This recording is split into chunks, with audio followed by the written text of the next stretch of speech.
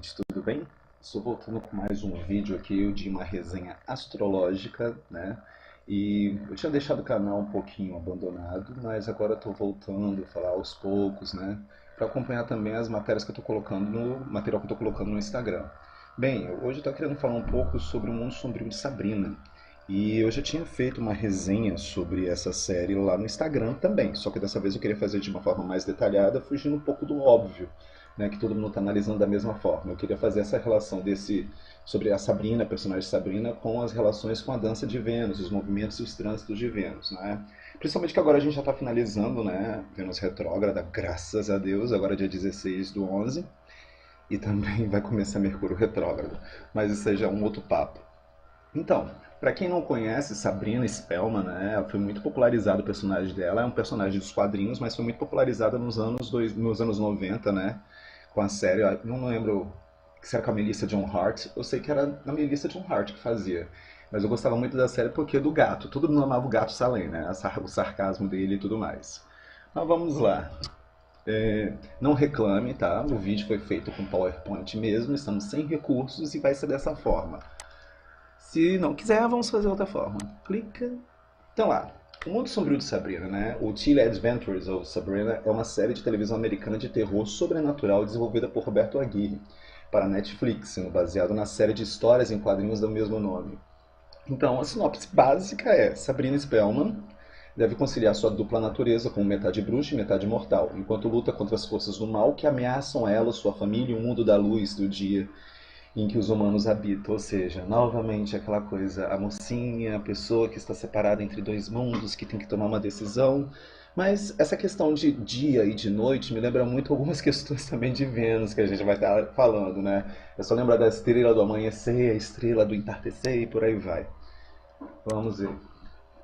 Ah, basicamente, Sabrina, ela quando completaria 16 anos, ela teria que assinar o livro das sombras e largar o mundo humano dela, né? E assim abraçar totalmente o mundo bruxo, o mundo dark lá da Igreja da Noite, que é uma metáfora um pouco é uma metáfora, né, sobre essas igrejas tradicionais que nós temos aqui no nosso mundo, no mundo real, que às vezes forçam os jovens a tomar decisões que eles não querem e às vezes que vai contra a sua própria vontade. Também poderia ser uma analogia aí com as regras da sociedade, que às vezes a gente quer bater de frente porque nossa alma não se adapta naquilo. Então, essa é uma das fotos, né? Ela chegando lá para assinar o livro, só que ela não assina. Isso é spoiler mesmo, eu esqueci de avisar, mas vai ter vários spoilers aqui. Então, tipo, basicamente o que eu quero falar com você, se a gente faz uma análise astrológica. Sabrina é Vênus, e Vênus é Sabrina. Claro, isso. Mas Vênus teve várias personificações na história de várias deusas, vários mitos, mas aqui a gente quer analisar esse mito. Tipo, Vênus astrologicamente, ele é um planeta que ele sempre está próximo da Terra, ali nos 45, 30 graus, né? Ele sempre está muito próximo da Terra, junto com Mercúrio também. Com a Terra não, com o Sol, desculpa, gente. Está muito próximo do Sol, sempre ali muito próximo, a sua órbita dele. E astrologicamente, Vênus, ele é regido por Libra e por Touro, tá? Vênus, a deusa da Afrodite, mas ela recebeu vários outros nomes também em outras culturas. E aqui nós temos essa representação das duas, então a gente vai fazer uma análise aqui de como o movimento de Vênus está um pouco associado também com o movimento da personagem Sabrina no roteiro dessa primeira temporada aí, tá? Então vamos fazer uma análise aí. Vênus, o planeta do amor, é o planeta do amor, da beleza e dos relacionamentos, dos prazeres sensoriais e também do dinheiro. É a forma como a gente demonstra os nossos sentimentos. E Vênus tem grandes ciclos de 8 e 243 e 251 anos mais ou menos. O seu ciclo menor é de cerca de 18 a 19 meses. Ou seja, a cada 18 a 19 meses, ele desaparece no céu para aparecer somente por volta de 45 dias depois. O seu ciclo de retrogradação é um dos mais raros, tanto que apenas cerca de 5% dos mapas natais apresentam Vênus retrógrado. Então, por exemplo, esse ciclo de 8 em 8 anos, né? Porque a cada 8 anos, o que vai acontecer? A gente tem um símbolo, uma simbologia em Sabrina, né? Que em Sabrina é muita conjuração, muita feitiçaria, e o pessoal fica, nossa, mas parece o pentagrama, nossa, mas está parecendo a cabeça do chifrudo, estão falando de Lúcifer. Mas existem umas associações com Vênus. Por exemplo, durante 8 anos o planeta fica retrógrado apenas 5 vezes. Cada vez um signo diferente, até ele voltar ao signo inicial. E aí, quando a gente traça no céu e a gente vai unindo as linhas através desses signos, um desenho vai se formar, que é uma estrela de 5 pontas, um pentagrama, sangue de Jesus tem poder, né? Então, nós mesmos, a gente tem essa aqui, essa imagem aqui para vocês perceberem, olha. Se aqui nós temos esse ciclo, que eles vão indo e voltando para o mesmo signo e formando, tá? Só que vai ter variações, isso aí são ciclos. De tempos em tempos esses ciclos vão mudando de signos também, tá? Mas é como está associado esse próprio movimento da Vênus, isso aí os antigos já percebiam isso. E aí você tem essa apresentação do pentagrama várias vezes na série, tá? Também tem outras associações também com o sagrado feminino, quando a gente vai falar das 13 luas, não é? A Sabrina sempre está de vermelho também, né? Porque é a representação do sangue, da sabedoria, do conhecimento. Isso muito lembra Handmaid's Tale, que talvez a gente faça alguma analogia aqui no canal. Mas o engraçado que tipo, apresenta-se várias associações a esses símbolos, a esses arquétipos durante a série. E, tipo, se a gente associar isso mais pro lado venusiano, se a série tivesse levado isso mais pro lado de Vênus e não pro lado mais sarcástico do satanismo, da Igreja da Noite, eu acho que não tinha gerado menos polêmica, né? Porque estão até processando a igreja porque eu uso da imagem do Baphomet, tá? Pra quem não sabe, é esse carinha aqui. Mas vamos lá. Então, basicamente o roteiro de Sabrina a gente pode associar o seguinte: ela está dividida entre o capiroto, ela está prometida ao capiroto, mas ao mesmo tempo ela tem o lado das bruxas, que ela tem que assumir, do lado do pai, e tem o lado dos humanos que ela também quer defender. Então, basicamente, Sabrina, ela começa como a própria Vênus retrógrada. Se você não conhece o movimento da Vênus retrógrada, é o seguinte: a Vênus ela vai, ó, vamos pegar aqui um exemplo, a Vênus está vindo aqui, ó, 25, como essa última retrogradação, ela estava 25 graus de Libra, ela vai na sua sombra, vai, até que ela estaciona, e aí ela começa o movimento retrógrado, ou seja, ela volta como algumas pessoas falam assim, esqueci a minha bolsa, eu vou retornar todo esse caminho aqui para encontrar o que eu preciso. Ou seja, dá a impressão que ela está retornando. E nisso que ela está retornando, a Sabrina primeiro ela faz o quê? Ela foi prometida para a Igreja da Noite, não é?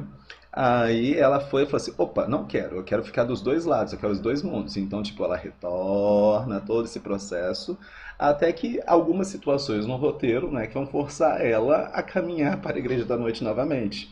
Então é mais ou menos como esse processo aí que a gente está vendo o roteiro, tá analisando o roteiro de Sabrina, dentro dessa Vênus retrógrada. Porque a própria Sabrina mesmo, ela estreou no dia com uma Vênus retrógrada fazendo conjunção com o Sol, uma conjunção inferior que a gente vai tratar agora sobre isso.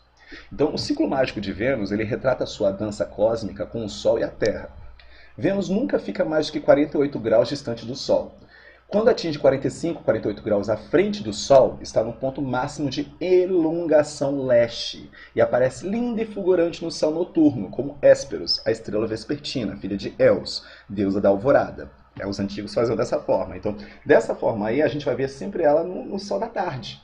Então ela vai diminuindo a velocidade e o Sol parece chegar mais próximo, até que estaciona a não de mais que 30 graus à frente do Sol. Esse ponto estacionário retrógrado, e lentamente ela começa a mover-se para trás, ou assim nos parece, até que se encontra com o Sol, quando se dá conjunção inferior ou conjunção baixa. Essa conjunção é chamada de inferior, exatamente porque está na mesma longitude do Sol, entre este e a Terra. Então se a gente for pegar aqui de novo no roteiro, a história vai contando até chegar ao batismo da noite. Quando chega o batismo da noite, que era para ter tido a conjunção inferior e tal, foi onde ocorreria a conjunção inferior e tal, na verdade, ela retorna até que ela passe por essa conjunção inferior. Então o roteiro vai e volta mais ou menos como esse movimento da Vênus em relação ao Sol. Tanto que, tipo, quando o capiroto aparece, ele é muito associado à questão dos desejos, à questão do fogo. Aparece muito elemento fogo no capiroto, né? Clichê, mas tudo bem. E aí que ocorre? É como se fosse o capiroto ligado ao Sol, ou uma certa consciência que ela precisaria ter. Então, esse movimento, como a gente falou, aqui nós temos a Terra aqui, o Sol, a Vênus e o Sol. Então, quando você tem esse movimento de início entre a Vênus está acima aqui e o Sol está aqui na direção da Terra, nós temos essa conjunção superior. Quando Vênus está na frente, né, aqui, ó, mais ou menos dessa conjunção baixa inferior, parece que ela desaparece. Nesse ponto aqui a gente tem aqui a estrela do alvorada, no caso da alvorada. A alvorada é a tarde. A alvorada é a tarde. Não, a alvorada não é a tarde. Aqui é a estrela vespertina. E aqui nós temos a estrela do amanhecer, que, tipo, no caso, quando ela passa por aqui, ela entra em combustão, Vênus entra em combustão com o Sol, que para proximidade tem essa conjunção inferior, ela se torna Lúcifer, ou a estrela do amanhã, tá? Que é aquela que traz o portador da luz.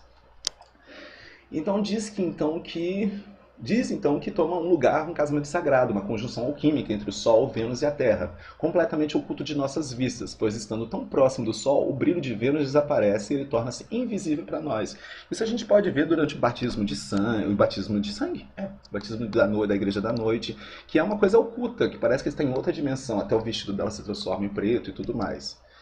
Esse é o mapa da série, tá? Você pode reparar muito bem que a gente pode associar até alguns personagens aqui a esse mapa. Mas basicamente Sabrina é uma personagem escorpiana, porque a data de aniversário dela cai no Halloween, dia 31 de outubro. Mas o mapa da série mostra muito bem essa conjunção. Olha, coincidência não, mostra muito bem essa conjunção inferior aí, ó. Esse casamento alquímico, quando Sabrina ela deixa de ser a estrela da tarde para caminhar para a estrela do amanhecer. E quando ela se transforma em estrela do amanhecer, a gente já sabe que ela se transforma, né? Ela vira o cão, né? Ela está assumindo o papel do Lúcifer ali, mas não é o papel do capiroto que a gente conhece popularmente, mas é aquela que traz a luz, a portadora da luz. Mas até o roteiro cai nesse clichê, mas a gente vai fazer o quê? Então aqui nós temos as 3 fases. Tá? A primeira fase, quando ela está dividida entre os 2 grupos, quando ela entra na fase de retrogradação, que, opa, não rola, tipo, não aceitação, não dá, até ela partir para a conjunção inferior, que até a cor do cabelo dela muda, porque isso pode lembrar um pouco a associação da própria luz, tá? De portador da luz, Lúcifer, nesse ponto. Então, se a gente for pegar a associação do roteiro mais ou menos aí próximo também com esse movimento retrógrado que nós temos aí exatamente os períodos e as datas. E o mais engraçado é que no dia 26 a série estreou, quando Vênus estava combusta ao Sol, ou seja, estava muito próxima a conjunção. E aí que acontece? É como Sabrina aceitasse a Igreja da Noite, aceitasse seu destino nas trevas, Dark, e ela desaparecesse no céu. E aí quando Vênus, aí se torna o quê? Lúcifer, que é o quê? Estrela da manhã. Então se convencionou atribuir 2 nomes distintos ao planeta Vênus, sendo um Lúcifer e outro Vésper, sendo que de acordo com a época do ano, a posição relativa ao Sol faz com que ele seja visto ou no período da manhã como Lúcifer, uma estrela bastante brilhante que surge no nascente de madrugada, imediatamente antes do amanhecer, ou como Vésper, a estrela vespertina, a mesma estrela vista no poente imediatamente após o pôr do Sol, desaparecendo no horizonte depois de um tempo. Tradicionalmente já foi chamada de estrela d'alva. Aqui no Brasil é meio conhecido por isso. Ninguém sabe que é o capeta, tá? Por ser a maior, mais clara e brilhante no céu, ok? Vamos lá. Essa aí, a estrela que a gente pode associar. Por anteceder a manhã, este era chamado de portador da luz, pois é como se este anunciasse o nascer do sol, ou mesmo como se ele o trouxesse ou carregasse. Até que isso segue o que se costuma mencionar a respeito de Lúcifer. Então nós temos aí, né, um spoiler de cara, que seria basicamente, nós temos a assinatura dela no Livro das Sombras, e quando ela assume esse período da combustão, tanto que essa questão da combustão é até interessante no roteiro, porque ela domina, quando ela meio que assume esse lado dela, ela consegue dominar as chamas do inferno, que novamente a questão do fogo, Vênus muito próxima do Sol, não é? E aí até a cor do cabelo dela muda, não é? Indicando alguma mudança de personalidade. Vamos ver aí como vai ser essa nova temporada, né? E agora ela assume desse lado luciferiano, carregar a portadora da luz, e como isso aí vai desdobrar nas próximas temporadas. Bem, gente, essa aí era a minha resenha astrológica, um pouquinho mais detalhada, que não dava para fazer tudo no Instagram pelo curto espaço de tempo, mas eu espero que vocês tenham gostado, tá? Se do caso vocês gostem, dêem um joinha no canal, dêem uma curtida, qualquer que coisa seja, compartilhe também, porque isso estimula que a gente faça mais outras resenhas associando cultura pop com astrologia. Então, um abraço para todo mundo.